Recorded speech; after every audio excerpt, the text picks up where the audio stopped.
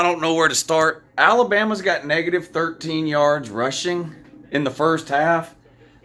This is unbelievable. 17-10, Texas A&M up over Alabama.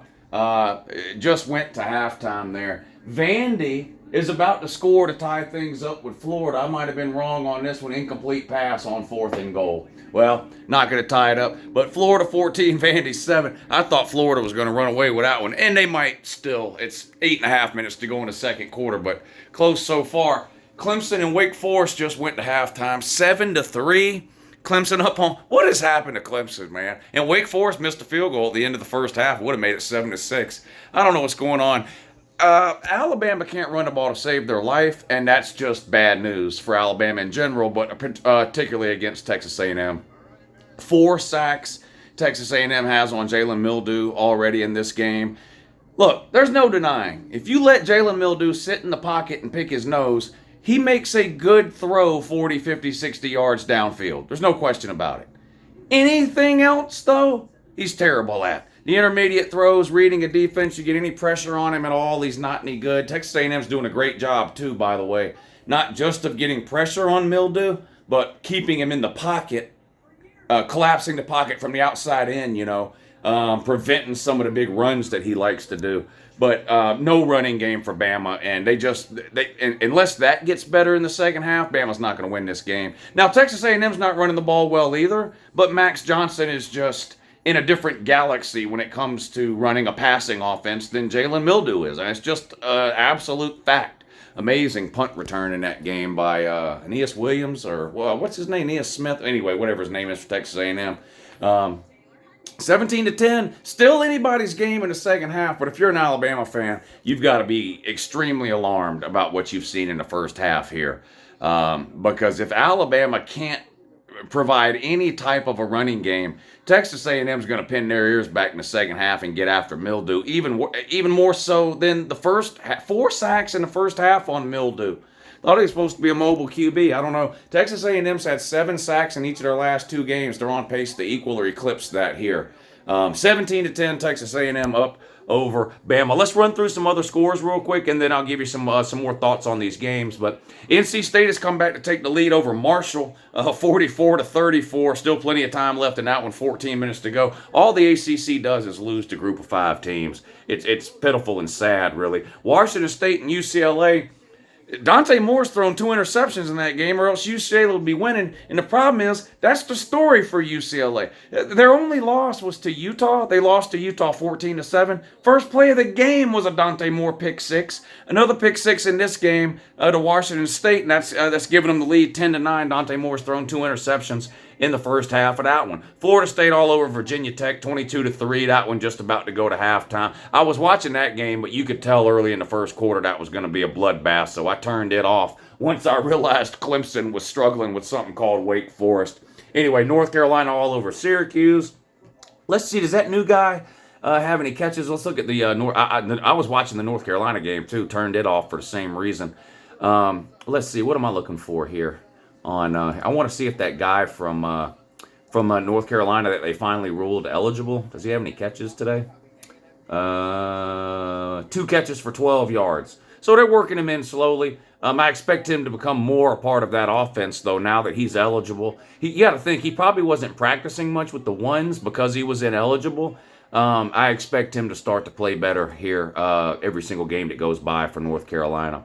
Where else are we at here with what's going on in the wonderful world of college football? Iowa versus Purdue. Boy, if you're watching that game, you got problems. Iowa 10, Purdue 7 at halftime. So Iowa on pace to once again not hit their magic number of 25 points. Breaking news, Iowa's got a good defense and their offense doesn't exist. Clemson 7, Wake Forest 3. Talked about that already. What else is going on?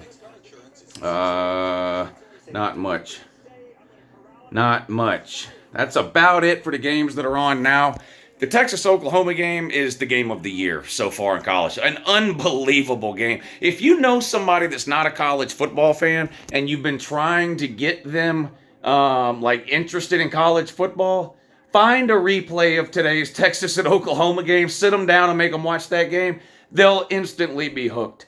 You can't watch that game and not become a college football fan. It's impossible. Unbelievable game. Alabama's in big trouble here.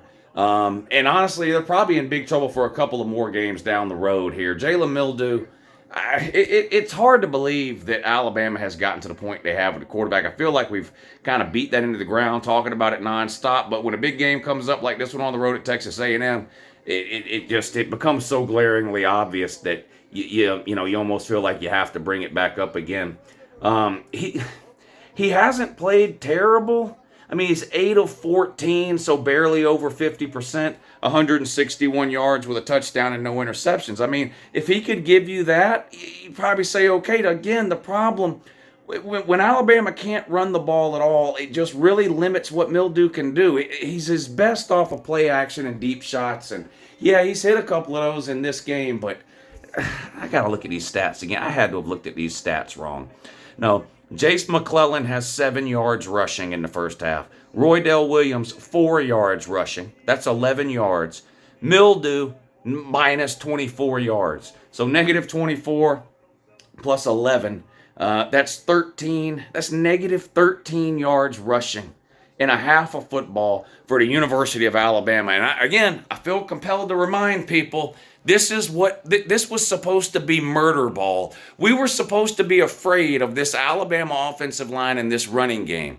All offseason, it's all we heard. It was a lie. It was a crock of shit. It was deceptions from the pit of hell. Alabama can't run the ball because their offensive line is garbage. Texas A&M's defensive front is absolutely eating them alive in both the run game and the pass game for Alabama offensively. You know what this looks like? This looks like when the good Alabama teams used to play less talented teams, and Alabama's offensive and defensive lines would just run roughshod over whatever team they were playing. Alabama is now on the receiving end of that, particularly with their offensive line, which is just god-awful and doesn't exist. They are bad. They are bad. They're about to catch their second loss today, it looks like to me. I don't know. Alabama needs help, don't they? I'll be live streaming tonight for the primetime games, but that's going to be on Patreon. So those of you who are subscribed over on the Patreon page, you know the deal. I'll post the link about 6:45. The primetime, Georgia versus Kentucky at 7. Notre Dame plays at Louisville. Georgia Tech in Miami. Several big games on tonight. We'll be live streaming during all the primetime games. Again, that'll be on the Patreon page. So those of you who are members over there, about 6:45, I'll post the link. If you're not signed up on the Patreon page, what are you doing? I can't imagine why you wouldn't be signed up on the Patreon page. But there'll be a link in the description of this video if you want to go over to the Patreon page and have a look around. Get yourself signed up. We'll hang out tonight and watch the primetime games. The noon stream today, earlier on YouTube, the most fun I've had on a game stream in probably a long, long time. We had 3 games on. All of them were amazing games. LSU versus Missouri, down to the wire. LSU ends up pulling that thing out in the end. Obviously, the Red River Shootout. We all saw that. Just an unbelievable college football game. And then Ohio State, Maryland even stayed close there till about towards the end of the third quarter. Ohio State started to pull away, but just an unbelievable day. Just an unbelievable day of college football, and it's just getting started. We'll see what happens with the rest of these 3:30 games, but man, don't you love college football? Oh, somebody asked about the upside-down helmets.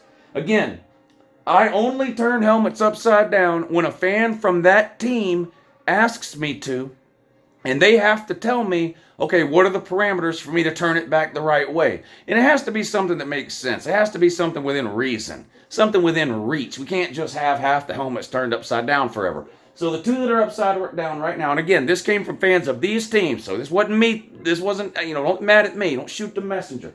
But a Utah fan wanted us to turn the Utah helmet upside down until they score 28 points offensively in a game. They have struggled mightily offensively the last few weeks, Utah has. So the Utah man asked me to turn the Utah helmet upside down until they score 28 points. Scoring 28 points is not unreasonable in today's college football, so I said, okay, we'll turn it over until they score 28. The other one is Florida. Now, Florida is struggling to a lead against Vandy at halftime right now. Unfortunately, that will not be enough to get this helmet turned back right. Again, this is from a Florida fan. Florida fan wants me to leave the helmet upside down until Florida wins a road game. If you're unaware, Florida, of course, lost on the road last week to Kentucky, but they have lost 15 of their last 17 road games. Absolute poverty. All right, I'm going to get back to some football. I hope you enjoy the rest of your college football Saturday, and I hope to see you all tonight at 7 o'clock over on the Patreon page for the primetime stream. Have a good morning.